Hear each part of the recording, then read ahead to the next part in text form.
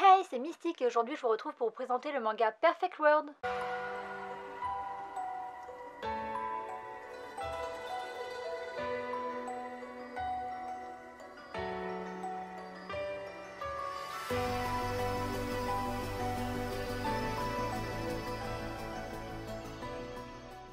Le mois de février a déjà commencé et qui dit février dit crêpes. Non, c'est pas ça que je vais vous parler aujourd'hui. Qui dit février dit Saint-Valentin. Je vais donc vous présenter des mangas qui parlent d'amour. Ne vous inquiétez pas, il y en aura pour tous les goûts. Je vous ai fait une sélection aux petits oignons, vous m'en direz des nouvelles. J'ai essayé de sélectionner différents types d'histoires. Je ne crois pas avoir choisi un seul shoujo, donc ceux qui allaient partir pour cette raison, vous pouvez rester. Aujourd'hui, je commence par un seinen, Perfect World, qui parle d'amour mais aussi de handicap. C'est dessiné et scénarisé par Haruka Rie qui a fait le one-shot Par-delà les étoiles dont je vous parlerai très bientôt. Tous les dessins sont en noir et blanc, chaque tome coûte 6,99 € et la petite information supplémentaire que je peux vous dire, c'est que ce manga a été adapté en série et en film.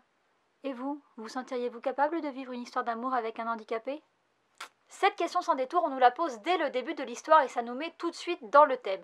Dans ce manga, l'héroïne, Kawana, va pendant une soirée professionnelle retrouver son amour de lycée, Ayukawa. Toute chamboulée par ses retrouvailles, elle va à peine avoir le temps de se remettre de ses émotions qu'Ayukawa va quitter la soirée et à ce moment-là, elle va se rendre compte que maintenant il est en fauteuil roulant.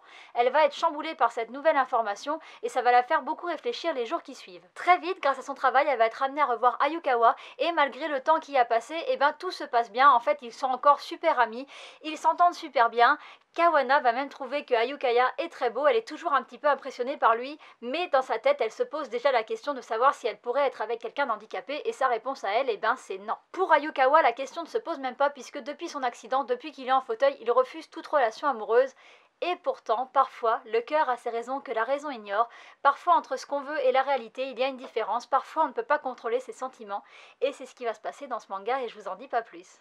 Ce manga, ça a été un véritable coup de cœur quand je l'ai lu. Je trouve que les dessins sont très jolis, il y a des très belles planches à l'intérieur, notamment des paysages urbains, mais ce qui est vraiment beau dans le dessin, c'est le chara design, parce que les émotions sont vraiment très bien retranscrites, et c'est très important pour ce manga, parce que si je devais le résumer avec un seul mot, je choisirais le mot émotion. On nous propose une histoire d'amour belle et douloureuse à la fois, qui soulève beaucoup de questions. Comment aimer, comment être aimé, comment se laisser aimer, c'est des questions que tout le monde peut se poser dans sa relation un jour ou l'autre, mais c'est exacerbé par le handicap d'Ayukawa. Et puis, plus qu'une histoire d'amour, ce manga nous parle avec justesse du handicap et de la difficulté de vivre avec un handicap, et il nous propose des moments de vie très réalistes. À un moment, par exemple, Ayukawa parle de ses rêves et parfois il rêve qu'il est debout, qu'il peut marcher, et il raconte la difficulté qu'il a à se réveiller, à se rendre compte qu'il est handicapé. C'est un moment qui est très émouvant dans le manga et c'est vraiment très bien fait. Il y a aussi toutes les questions de sa fatigue, de l'évolution de son handicap, de la peur qu'on peut avoir à se projeter quand on est handicapé, et c'est vraiment très bien fait. Et puis il y a aussi tout un pan qui est très réaliste sur les escarres qu'il a, comment soigner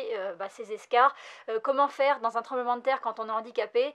Il y a beaucoup de choses comme ça, le fait qu'il sente plus ses jambes et qu'il puisse se blesser, enfin voilà, c'est vraiment très bien fait, très réaliste, et je trouve que c'est très peu abordé dans les mangas, cette manière de voir les choses, et je trouve que c'est vraiment un gros plus du manga. Et puis il y a une vraie prise en compte du handicap dans la relation amoureuse, aussi bien par le questionnement des personnages que par les situations présentées. L'auteur préfère nous montrer des situations réalistes où c'est difficile d'être en couple, plutôt qu'une belle image d'un couple qui surmonte tout facilement grâce à l'amour, parce que parfois l'amour, ça suffit pas.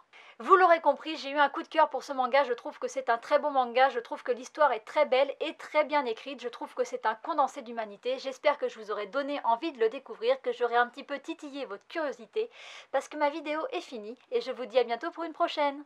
Bye bye.